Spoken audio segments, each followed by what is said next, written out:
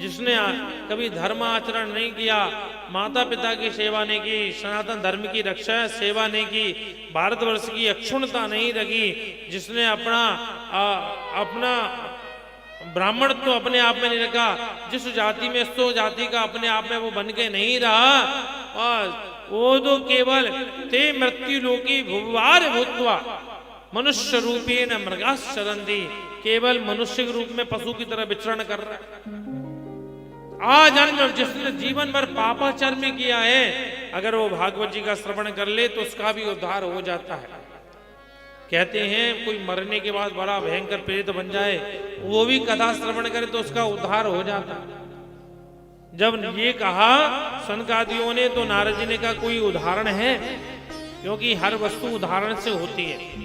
तो एक उदाहरण बड़ा सुंदर दिया। तुंगभद्रा तटे पूर्वम अभुत्तमनमुत्तमम। तुंगभद्रा नदी के किनारे एक गांव है, उत्तम नगर। तुंग माने श्रेष्ठ, भद्र माने कल्याण। सबसे श्रेष्ठ कल्याणकारी अगर कोई जगह है वो क्या है? शरीर। उत्तम माने शरीर। यह बड़ा सुंदर नगर है। वहां एक पंडित जी रहते हैं, आत्मदेव माने आत्मा। उनकी पत्नी का नाम है धुंधुली। धुंधुली क्यों है? जो बुद्धि है, बुद्धि व्यक्ति की पत्नी होती है।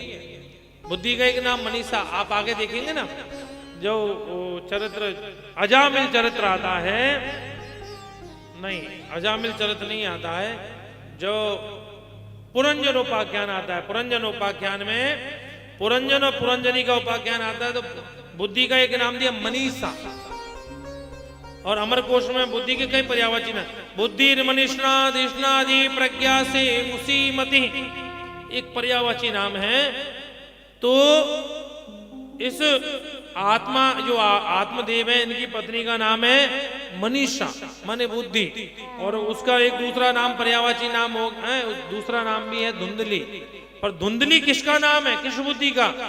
जो भगवत विमुख है, जो अपने कर्म से विमुख है, जो अपने राष्ट्र से विमुख है, जो पति धर्म से विमुख है, सनातन धर्म से विमुख है, उस पत्नी का नाम है धुंधली। उस बुद्धि का नाम है धुंधली।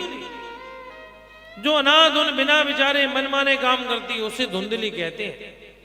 बाकी पत्नी को धुंधली नहीं, क्योंकि हमारे भारतवर्ष में तो पत्नी को एक शब्द दिया है धर्म पत्नी।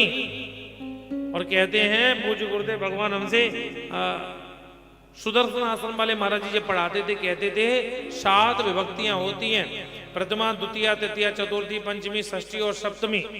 ये विभक्ति जिसके साथ में लगे तो उनका शब्द का अर्थ बदल जाता है। केवल एक ऐसा शब्द है धर्म पत्नी, इसके साथ में 7 विभक्तियां लगा दो, एक ही अर्थ लगता है। धर्मस्य पत्नी, धर्मयो पत्नी, धर्मेण पत्नी। धर्म से मिलाने वाली, धर्म में जोड़ने वाली, धर्म में लगाने वाली, धर्म की तरह अग्रसर करने वाली। 7 विभक्तियां लगाने पर एक ही अर्थ लगेगा, धर्म में जोड़ने वाली। अन्य विभक्तियां किसी और शब्द के साथ लो, अर्थ ही बदल जाता है।